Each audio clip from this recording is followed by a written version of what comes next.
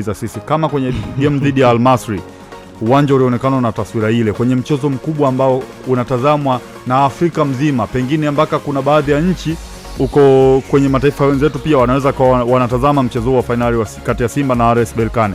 Itakuwaje wakiona mchezo unachezeka kwenye uwanja ambao haujakizi vigezo? Kwa hiyo mimi naamini kitu ambacho kilipelekea kwenda kuchafua hii taswira ya uwanja wa taifa ni mchezo wa Simba dhidi ya Al Masry ambao ulipelekea mpaka baadhi ya wafanyakazi wa uwanjani waanze kusukuma maji kwa kutumia mopo. Huwezi ukafanya hivyo kwenye uwanja wa mpira miguu kwa sababu unaonyesha kabisa dhahiri shahiri uwanja huo haupo tayari kutumikia kwenye finali. Kwa hiyo tulipata bahati ya kuhosti finali katika ardhi yetu ya Tanzania, lakini kwa bahati mbaya tumeipoteza kutokana na uzembe wetu. Wa Simba sio wakulaumiwa. Wakulaumiwa ni watu ambao walikuwa wanausimamia uwanja since day one, kwa sababu matengenezo ya uwanja yalishaanza kufanyika tokea muda mrefu, lakini wao ndio wamecheleweshwa kukabidhisha uwanja na leo tumeipoteza finali na inaelekea Zanzibar. Japokuwa Zanzibar ni upande wetu pia wa Tanzania, lakini Simba Sports Club wamezoea zaidi kutumia dimba la Benjamin Mkapa kuliko New Amaan Complex. Hata ukiangalia kwenye mashindano haya Simba wamecheza mechi moja tu pale New Amaan Complex.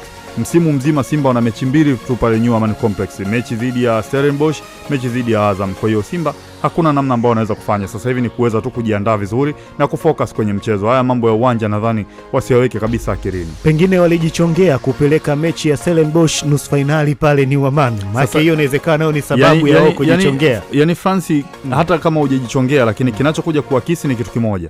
Hata ungechukua mechi ukaipeleka Rwanda, walipoendaga kucheza Ermelek na Yanga, bado hali ingekuwa ni ile ile. Kwa nini? Sababu ipi iliyopelekea wewe ukapeleke mechi Rwanda?